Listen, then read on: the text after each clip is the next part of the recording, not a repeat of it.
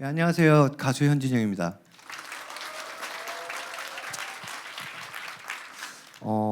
참 요즘 이 시대가 무념무상이어야지 좀 이렇게 편하게 살 수 있는 시대가 된 것 같아요. 예, 나라도 지금 돌아가는 것도 그렇고, 저는 정치에는 전혀 관심이 없지만 제가 봐도 답답하고 이렇게 막 우라가 치밀고 막 이렇거든요. 근데 무념무상 하게 되면 좀 진정이 되더라고요. 예, 여러분도 제 이 노래처럼 무념무상으로 좀 이렇게 생활하시면 뉴스 봐도 그냥 드라마처럼 보실 수 있지 않을까. 예. 그 사람이 살면서 제일 힘든 게 사실 무념무상인 것 같아요. 그죠? 생각을 내려놓고 내 마음을 다스리는 게 가장 힘든 일이라고 생각을 합니다. 그래서 여러 가지 그걸 하지 못하기 때문에 여러 가지 일이 터지고 여러 가지 일이 생기는 거예요. 노래하는 가수들도 가장 중요한 게 뭐라고 생각하세요, 여러분? 자, 소통을 한번 해볼까요? 여러분들 뭐라고 생각하십니까? 네? 가창력 또 소울? 소울 또 전달력? 네, 다 맞는 얘기예요. 끼? 끼. 그것도 맞는 얘기예요. 근데 답은 아니에요. 네? 건강? 아파도 해요. 저는 지금 아프거든요. 다 지금 말씀하신 게 답 안에는 다 들어있는 거지만 가장 중요한 건 영어로 한번 할게요. 마인드 컨트롤. 나를 내가 다스릴 줄 알아야 나를 보는 관객을 감동시킬 수 있다는 거죠. 나를 다스리지 못하고 주체를 못하는데 나를 보는 사람을 어떻게 감동시킬까요? 지금 한 200여 분 계시는데 여기서 제가 노래하는 거랑 2만 명이 있는 데서 노래하는 거랑 틀리겠죠, 그죠? 여러분이 말고 제가.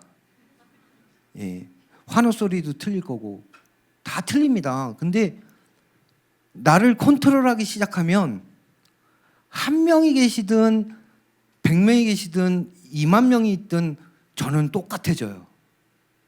그러면 제가 똑같은 노래로 때로는 감동, 때로는 또 흥을 드릴 수 있다고 생각합니다.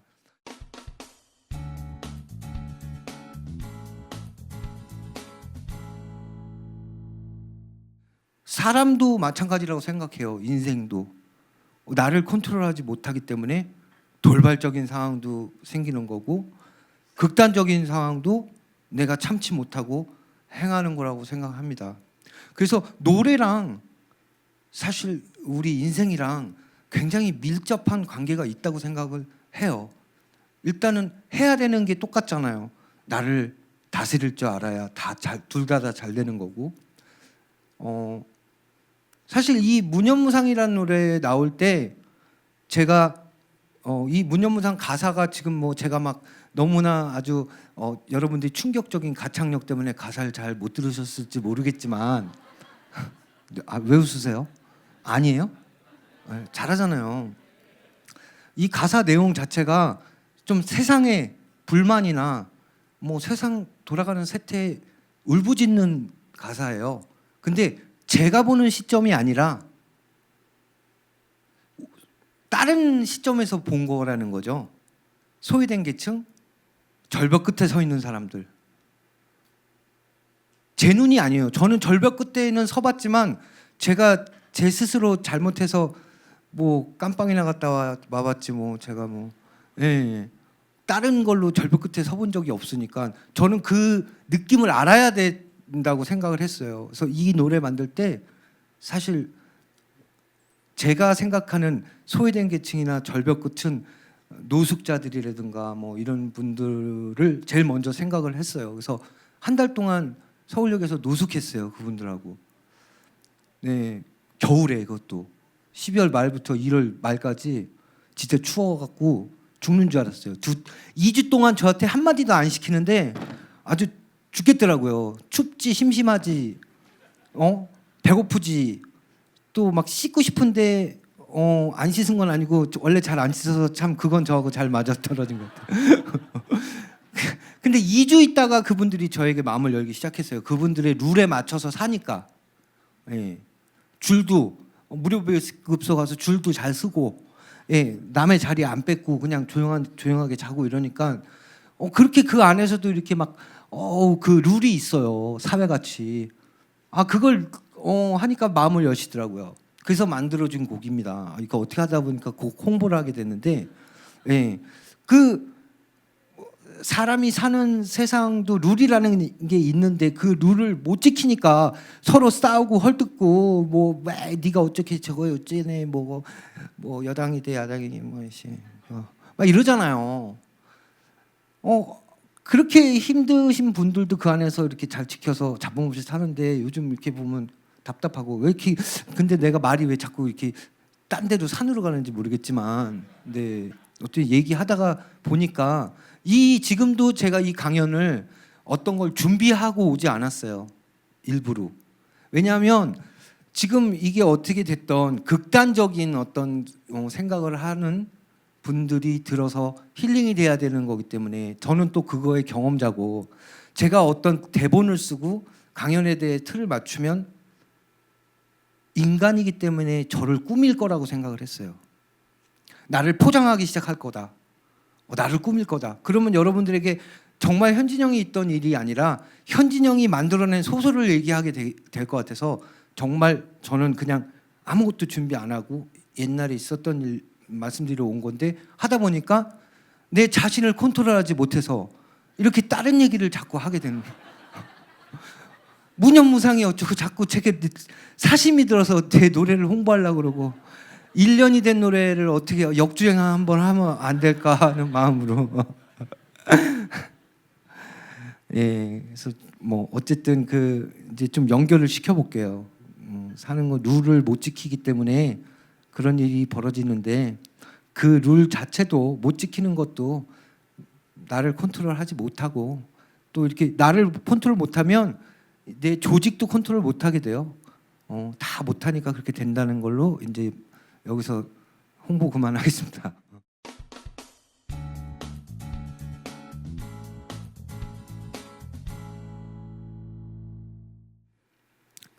저는 71년생이에요. 나이 많다고 자랑하는 게 아니고요. 네, 71년생이고 되게 부잣집 아이 같이 생기지 않았어요? 그죠? 예, 부티나고 부티났죠. 예, 참 어린 시절 돌아보면 수영장 있는 집에 기사 있고 요리하는 아주머니 있고 청소하는 아주머니 있고 뭐 굉장히 그런 집에 살았던 기억이 나요.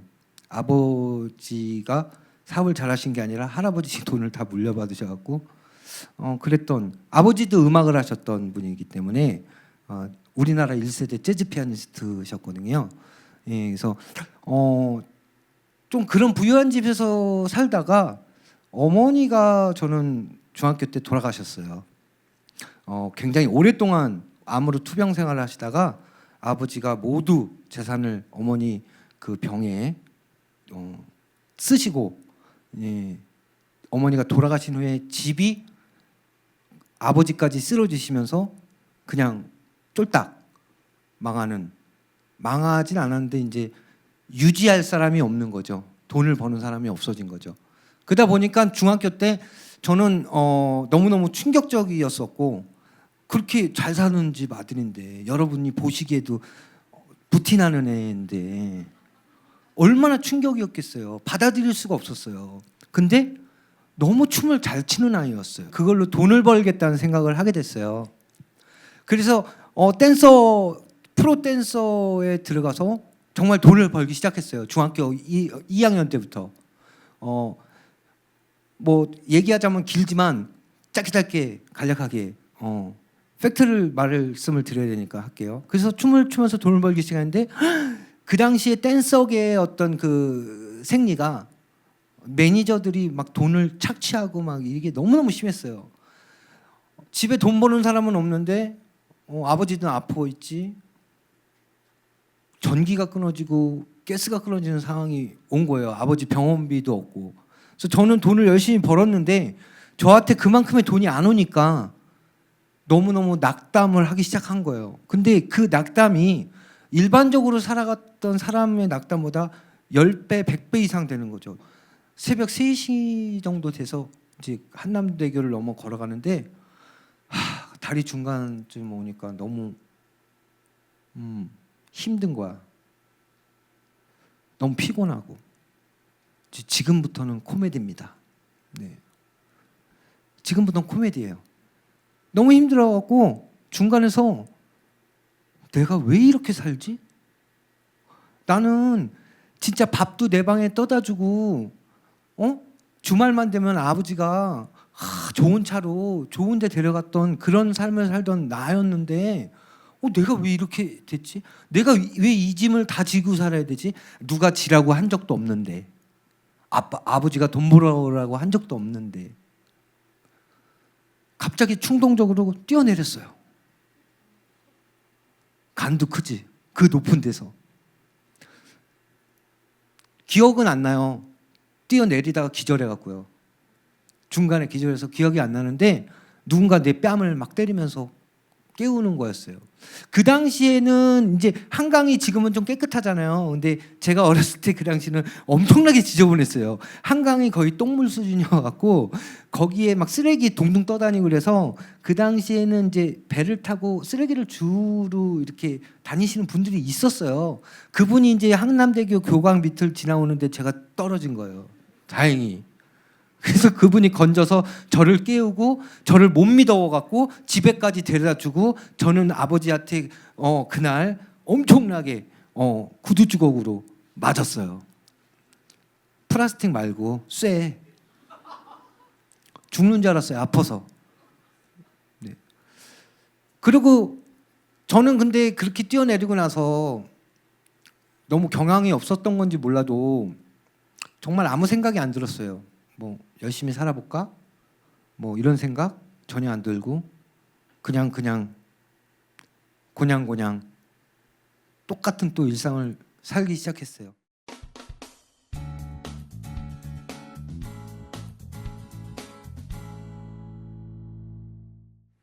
학교 가서 자고 오후 늦게 중국집 가서 접시 닦고 그다음에 밤 늦게 이태원 가서 춤추고 새벽을 기다렸다가 아침에 버스 다니면 집에 와서 우유 돌리고 신문 돌리고 학교 가서 자고 이 생활을 계속 반복을 했어요. 누가 시킨 것도 아니에요. 해야 장남이었기 때문에 내가 해야겠다라는 생각이 스스로 들어서 한 거예요. 그러던 어느 날 1년이 지나고 또 한 번 저에게 시련이 왔어요. 또 비슷한 상황인데 이번은 좀 덩어리가 컸어요. 제가 있던 댄스 팀에 6개월치 월급이 밀렸는데 그걸 들고 튀었어요. 단장이. 똑같이 집에 전기 끊어지고 가스 떨어지고 진짜 그 해에는 저는 입에다가 죽고 싶어. 죽겠어. 이걸 달고 살았던 것 같아요. 그냥 어린 시절이 그리웠어요. 그래서 이태원에서 기다리기가 너무 힘들어서 제가 어릴 때 살던 유엔빌리지 언덕으로 올라갔어요. 제가 살던 데를 이렇게 봤어요. 엄마만 안 돌아가셨으면 나 지금 여기 있었을 텐데. 이런 생각을 막 하면서 이런저런 생각을 하다가 이번에는 어떻게 동호대교를 건너게 됐어요. 그때하고는 좀 상황이 틀렸어요. 왜냐면 한 번 경험도 있었고 뭐 안 그럴 거라고 생각을 했죠. 근데 중간쯤 이렇게 왔는데 지금 거기 보니까 무슨 전화도 있고 막 그렇더라고요. 제가 뛰었던 자리가 진짜 너무 힘든 거예요. 어린 나이에 제가 사실 중학생이었잖아요. 그러니까 너무 힘들고 진짜 너무 막 슬픈 거예요. 제 자신이. 그래서 제가 분명히 말씀드렸죠. 이건 뛰어내려도 코미디라고 말씀드렸습니다. 이거 잘 기억하세요.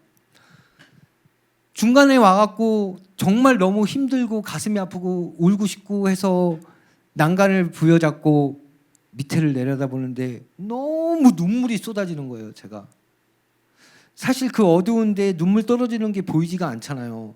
근데 진짜 내가 눈물을 너무 많이 흘려서 눈물 떨어지는 게 보인다고 착각을 할 정도로 너무 많이 운 거예요. 진짜 이 떨어지는 눈물하고 같이 떨어져야겠다라는 생각을 하는 순간 또 저도 모르게 올라가서 뛰어내렸어요. 근데 이번에는 또 경험자라고 기절을 안 하더라고요.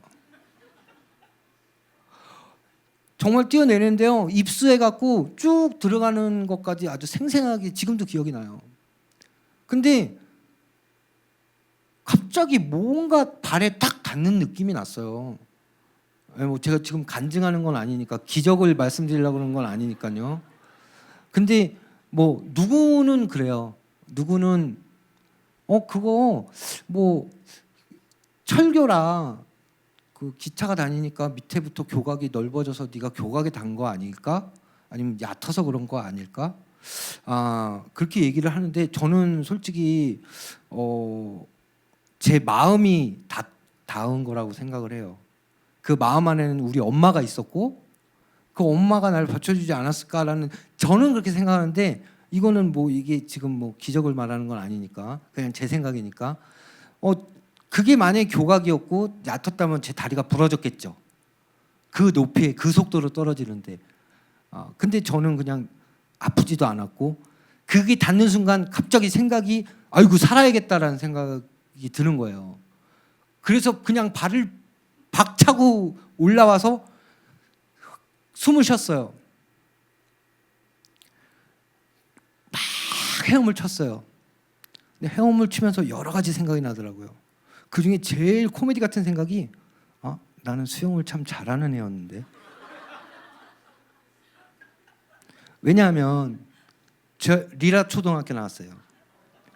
리라 초등학교는 스케이트랑 수영이 기본 특활 학습에 있어요. 매일 수영장 가요. 학교 안에 수영장이 심지어는 있어요.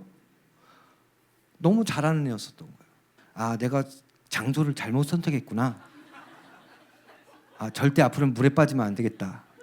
너무 열심히 헤엄쳐갖고, 그 진짜 중간인데 얼마나 길어요. 거기를 진짜 힘도 안 들이고 중간을 온 것 같아요. 자, 근데 여기서부터 코미디입니다. 나오긴 나왔는데 집이 반포잖아요. 한남동으로 나온 거예요. 아니, 반포 쪽으로 나왔으면 그냥 툭툭 털고 가면 되는데, 한남동 쪽으로 나와서 이렇게 보니까 건너가야 되는 상황이야. 택시도 없어. 비린내 엄청나죠. 더러웠잖아요, 옛날에. 비린내 나죠. 물 뚝뚝 떨어지죠. 살았잖아요, 어쨌든.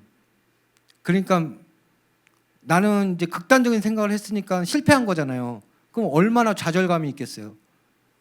사람은 내가 뭐 어떠한 일을 하려고 할 때 못하면 무슨 일이든 좌절감이 생겨요. 네. 진짜라니까요. 저는 심지어 제가 젓갈질 잘 못하거든요. 저는 매일 밥 먹을 때마다 저는 그 감정을 느낍니다.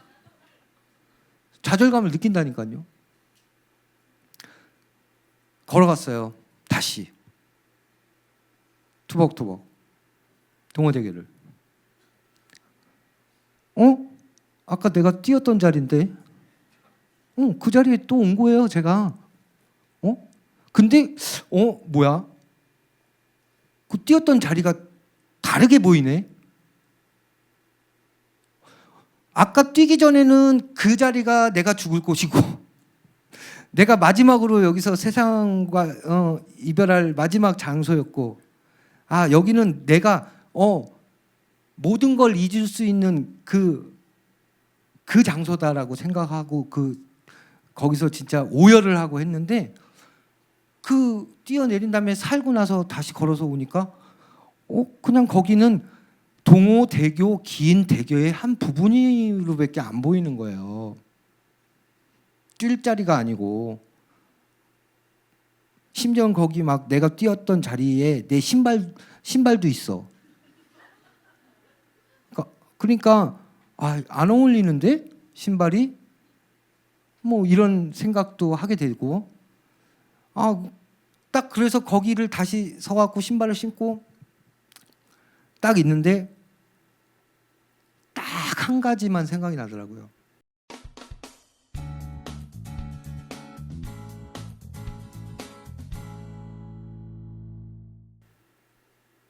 뭐 어떤 극단적인 거를 행하고 실패하시거나 다시 살아나신 분들은 이런 생각을 많이 한다고 들었어요. 나는 이런 각오로 열심히 살 거야. 최선을 다해서 살 거야. 뭐든지 노력할 거야. 나는 이런 용기로 헤쳐나가면 다 이길 수 있어. 이런 얘기들 많이 한다고 이제 뭐 방송이나 이런 데 보이잖아요. 그죠? 근데 저는 왜 그러죠? 그런 생각이 전혀 안 들더라고. 아니 뭐 용기를 내요. 뭘 그런 걸 생각을 하지? 이렇게 얘기할 정도로 그냥 그런 생각이 안 들었어요. 그냥 딱 한 가지. 뭐 제가 종교적으로 얘기하는 건 아니에요. 제가 뭐 크리스찬이지만 그때는 뭐 그렇게 막 뭐 열심히 교회 다니는 사람도 아니었고, 예, 지금도 와이프 아니면 교회를 많이 빠지는 신자예요. 예. 근데 정말 딱 한 가지 생각나는 게 내가 죽고 싶어도 마음대로 죽는 게 아니구나. 내 목숨의 주인이 따로 있는 거구나. 그렇게 2번이나 뛰었는데 왜 살아있지? 그러면 누가 날 데려가지 않으면 난 못 가는 건가 보다. 이 생각이 드는 거예요. 그러면 어떻게 해야 돼? 빌어야 되나?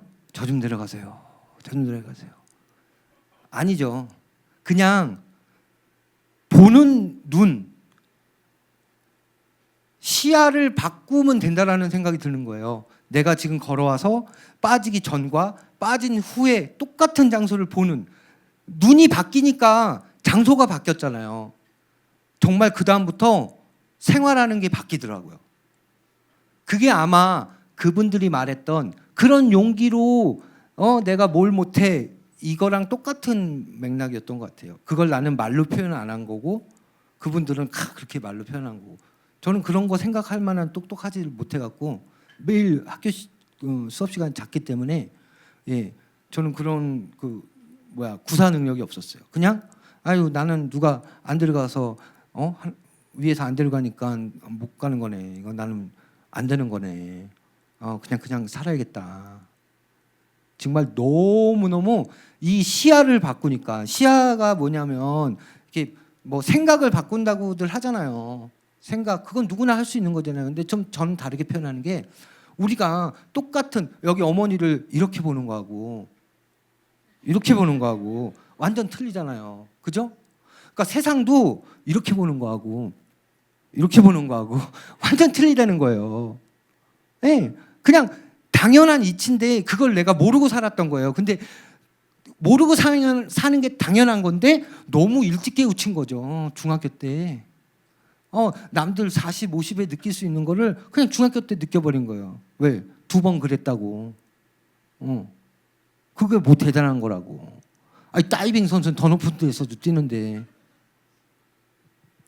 그 다음부터 내가 보는 눈이 바뀐 거예요. 학교에 가서 안 졸았어요. 그 힘든데도 선생님을 이렇게 쳐다봤지. 하지만 공부는 여전히 못했어요. 네, 눈만 바뀐 거니까. 자, 돈을 여전히 안 줘요. 이렇게 보고 있었던 매니저를 이렇게 보기 시작했어요. 그 사람이 주는 값을 택시 타고 가라고 주는 값을 5,000원이 너무 감사하게 느껴지는 거야. 자, 그 다음부터 눈이 바뀌니까 시선이 바뀌니까 생각이 바뀌더라고요. 큰 꿈은 있어요. 저는 큰 꿈. 근데요, 매일 큰 꿈을 꿔야, 왜 사람들이 그러잖아요. 꿈을 크게 가져야 어느 정도도 한다. 근데 저는 그 큰 꿈은 그냥 베이스에만 쫙 깔아놓고 말 안 해. 그 꿈 일부 조각만 입으로 얘기하는 거예요. 나 오늘 밤, 아까도 제가 뭐 인터뷰하는데 오늘 그럼 꿈이 뭐예요? 저 이거 끝나고 맛있는 거 먹는 거예요. 자, 그거는 내가 해야 될 일이 그 꿈이라고 얘기하기엔 부족한 거잖아요. 근데 그걸 저는 꿈으로 만드는 거예요.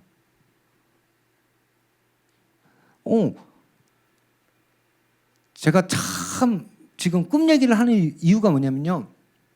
이제 내가 뛰어내린 얘기 해드렸잖아요. 그럼 지금 그렇게 2번 뛰어내렸는데도 지금 잘 살고 있잖아요. 그러면 내가 회복된 거잖아요. 그럼 회복된 얘기도 해드려야 되잖아요. 그럼 꿈 얘기하는 거예요. 아, 다 이해하셨는데 내가 못 이해할까 봐 또 얘기한 건가? 네. 자, 꿈을 조그만 내 조각 꿈을, 그리고 꿈이라고 말할 수 없는 거를 꿈으로 만들기 시작한 거예요. 이 5천 원 갖고 아버지한테 갖다 주고 1,000원만 내가 어디다 써야겠다. 이게 내 꿈이야. 가요. 줘요. 야, 내가 너 돈 벌어오라 그랬어? 이런 짓 왜 해?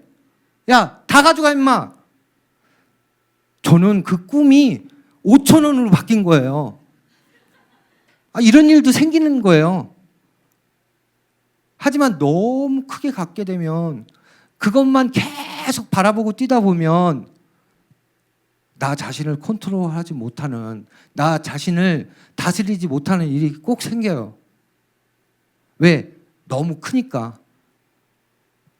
작은 꿈들이 모여서 큰 꿈이 되잖아요. 그러니까 큰 꿈만 꾸다 보니까 안 되면 어떻게 돼요?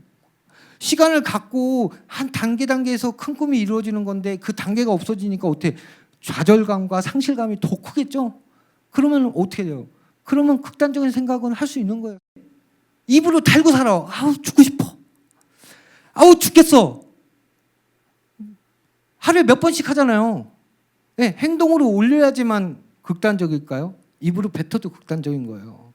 우리는 이 극단적인 게 기본적으로 말에서, 문화에서 아예 그냥 베이스로 깔려 있단 말이에요. 자, 작은 꿈을 꾸기 시작하니까 내 생활이 바뀌고 모든 게 바뀌더라고요. 그렇게 바뀌니까 저는 그렇게 2번 뛰어내린 이후로, 그러고 한 1년 반? 그렇게 제가 시선과 꿈을 바꾸기 시작하니까 좋은 일이 막 생기기 시작했어요. 이수만이라는 굉장히 지금 되게 큰 회사에 그분을 만나게 되고, 그분을 통해서 또 가수가 되고, 가수가 돼서 또 종전에 히트를 치고, 좀 들었다 놨다 했죠. 네. 지금은 이렇게 여러분들이 저를 굉장히 편하게 보시지만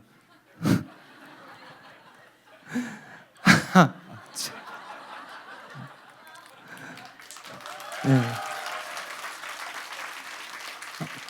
그때는 제가 이동 중에 신사동 한복판에서 호떡이 먹고 싶어서 내리면 교통이 마비가 됐었어요.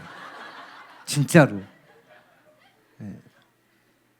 지금도 제 꿈이 교통이 마비가 됐으면 좋겠어요. 자, 소소한 꿈이에요. 네. 왜냐, 한번 해봤던 꿈이니까.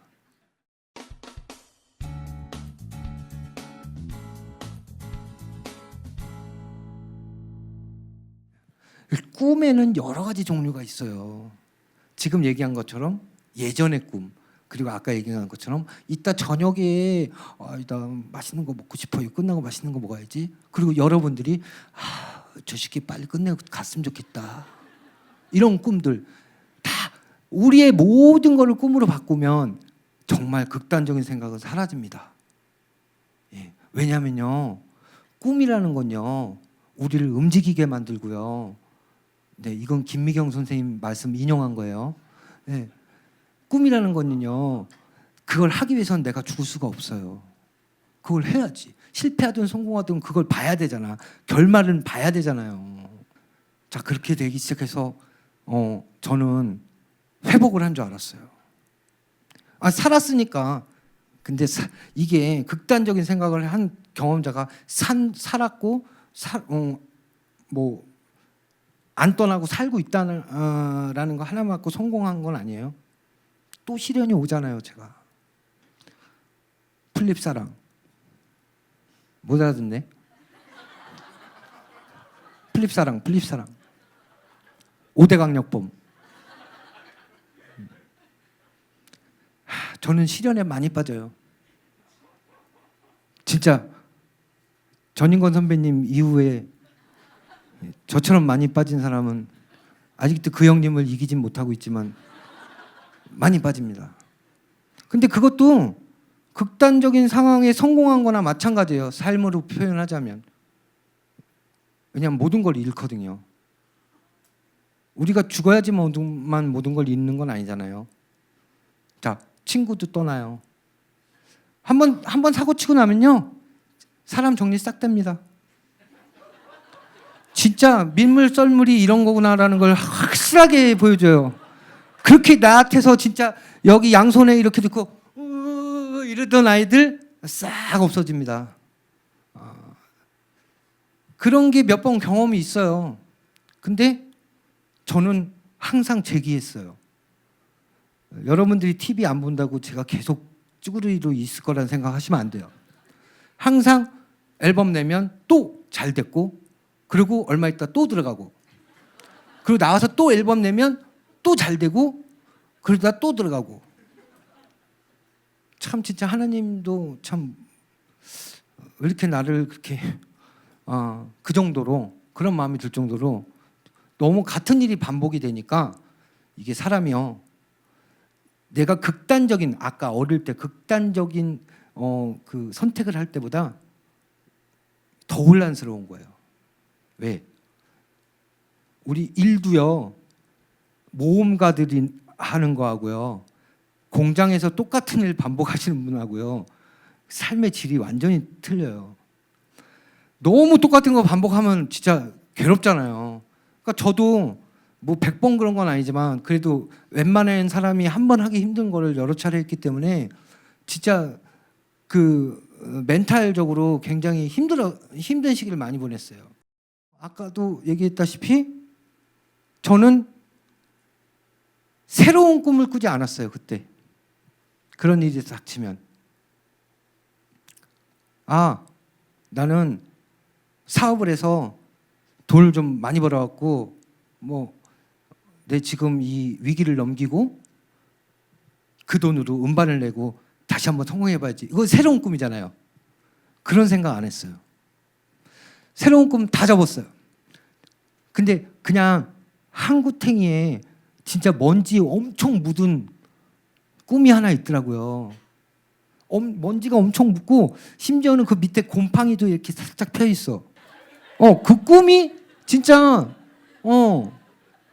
곰팡이 쓰고 먼지 쌓인 꿈이 하나 있더라고. 그게 뭐냐면 나는 정말 훌륭한 가수가 돼서 TV에 나가고 싶어. 내가 사고 치기 전, 가수를 하기 전 진짜 매일같이 꿈꿨던, 심지어는 극단적인 생각을 해서 실행하기 전에도 꿈을 꿨던 진짜 아주 오래된 내가 잊어버리고 있었던 나의 꿈. 이렇기 때문에 머릿속에서 지웠던 내 꿈이 먼지가 확 쌓여갖고 나의 한 구탱이에 있는 거예요. 그래서 그걸 다 갖고 꿈을 꾸기 시작했어요. 가수가 될 거야. 방송에 출연할 거야. 음반을 낼 거야. 했더니 1년도 안 돼서 음반이 나오고 가수가 되고 이미 가수인데 이미 난 가수잖아. 근데 가수가 된 거예요. 저는 제 삶의 목적, 나는 왜 살지? 근데 저는요, 숨 쉬려고 살아요. 숨 쉬려고. 왜냐하면 여러분들이 지금 말씀하시는 것들이 다 숨을 쉬어야지만 할 수 있는 거잖아요. 숨 안 쉬면 못해요. 그 생각을 언제부터 갖게 됐냐면 동호대교에서 뛰었는데 열심히 수영을 했잖아요. 내가 숨을 쉬어야지 사는 거 아니에요. 그 먼 길을 헤엄쳐서 가는데 내가 숨을 쉬고 있더라고요. 앞으로 나는 숨 쉬려고 살 거야. 숨쉬기 위해서 살 거야. 제가 지금 이 얘기를 여러분들에게 하는 것도요, 숨을 쉬어야지 해요. 숨 못 쉬면 못해요. 내가 여러분들에게 이 이야기 하는데 숨을 쉬지 않으면 못합니다. 그렇기 때문에 여러분은 그 숨을 쉬어야 되고요. 여기 선생님은 공부하기 위해서 살려고 했는데 이러다가 가는 거죠. 그죠? 숨 안 쉬면 그렇게 되잖아요. 여러분들 다 이해하셨는데 제가 이렇게 웃기려고 개그 욕심에 무리하게 설명해 드린 거 아닌가 모르겠네요. 숨 쉬는 거는 우리한테 없어서는 안 되는 거예요. 자, 제가 동호대교 한남대교 뛰어내는 것도요, 숨을 쉬었기 때문에 뛰어내린 거고요. 거기서 나와갖고 아저씨한테 구출돼서 뺨 맞고 집에 가서 아버지한테 맞고 또 내가 헤엄쳐서 나온 것도 숨을 쉬기 때문에 할 수 있는 것들입니다. 내가 생각하고 내가 바라보는 시점만 바꾸면요, 여러분들은 고민하지 않고 고통받지 않고 힘들어하지 않고 아마 숨 쉬고 계실 거예요. 그냥 아까 저 선생님 말씀하신 대로 그냥 사는 거죠. 숨 쉬고 사는 거예요. 숨 쉬고 살아야 내 작은 꿈도 이룰 수 있고 큰 꿈도 이룰 수 있는 거잖아요. 정말 중요한 거예요. 부족한 제 삶이었어요. 그냥 40년 좀 넘게 살아온 삶인데 무겁게 여러분들에게 다가가지 않으려고 나름 생각은 많이 한 거거든요. 갖춰지진 않았지만 두서없지만 끝까지 들어주셔서 너무 감사드리고요. 아까 여기 선생님은 공부하기 위해서 한다는데 나 있잖아, 공부 열심히 해서 우등상 받을 거야. 응? 그런 꿈 갖고 있다가 열심히 했는데 아내분이 여보 오늘은 여보 공부 열심히 했으니까 고기 반찬 맛있게 해줄게, 딱 그게 상이잖아. 그 말은 뭐냐면 작은 거에 감사하고 작은 거에 만족하라는 얘기예요. 우리가 자꾸 큰 것만 보고 그거에 만족하지 못하면 작은 거에서 오는 상실감과 작은 거에서 오는 실망감이 큰 거보다 더 크게 올 수도 있다는 거죠. 왜냐하면 우리는 살아오는 대로만 보고 사니까. 이렇게 살아온 사람들이기 때문에 이렇게만 보잖아요. 이렇게 보면서 안 가잖아요. 자, 제 말이 이해가 되셨는지 모르겠네요. 저는 그렇게 살았습니다. 앞으로도 그렇게 살 거고, 오늘도 숨쉬기 위해서 살고 있습니다. 네, 감사합니다. 혹시라도 제 강연이 말이 안 된다고 생각하시는 분들이 있으면 가까운 경찰서나 농담이고요. 여러분들 나름대로 해석하기 바래요. 제가 오늘 해드린 말씀을 여러분들이 살아온 삶에 조금씩 연결고리로 연결하고 퍼즐 맞추듯이 맞춰보면 말하는 맥락이나 말하는 것만 조금 틀릴 뿐이지 제가 경험한 거를 여러분들 다 똑같이 느끼고 살고 계실 거라는 생각을 합니다. 왜냐하면요, 우리는 다 숨쉬기 위해서 살잖아요. 그렇죠? 네, 감사합니다.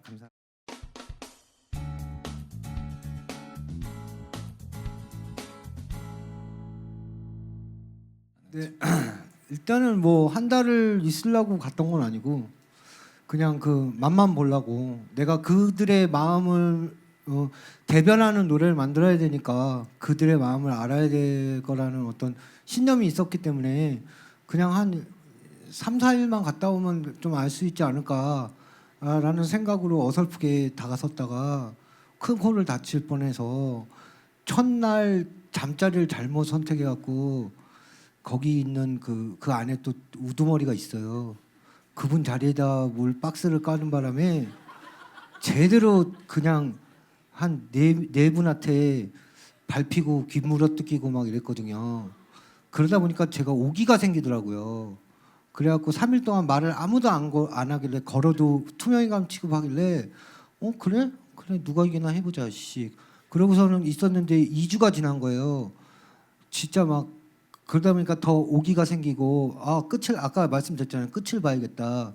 그러다 보니까 이제 한 달이 걸린 거죠. 근데 2주 정도 지나니까 이제 제가 규칙을 잘 지키면서 그분들을 싹싹하게 잘 하니까 저한테 한 분 한 분 자기 얘기를 하시더라고요. 본인이 어땠고 뭐 어떻게 살았고 지금 왜 이렇게 됐고 이런 얘기를 그러니까 계속 그분 돌아다니면서 그분 거기서 생활하시는 분들 얘기를 듣다 보니까 한 달 정도 시간이 걸렸던 거예요. 그래서 왜냐하면 그분들이 왜 그렇게 됐는지를 알아야 내가 지금 거기 간 거는 내가 그렇게 됐다라고 생각을 해야 되잖아요.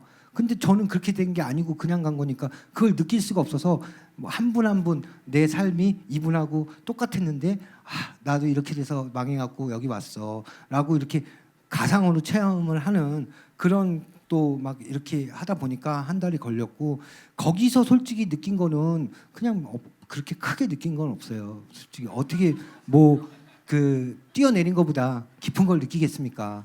예. 근데 거기서 느낀 거는 딱 하나는 있습니다. 여기 모든 삶에는 규칙이라는 게 다 있잖아요. 우주도 규칙적으로 움직이잖아요.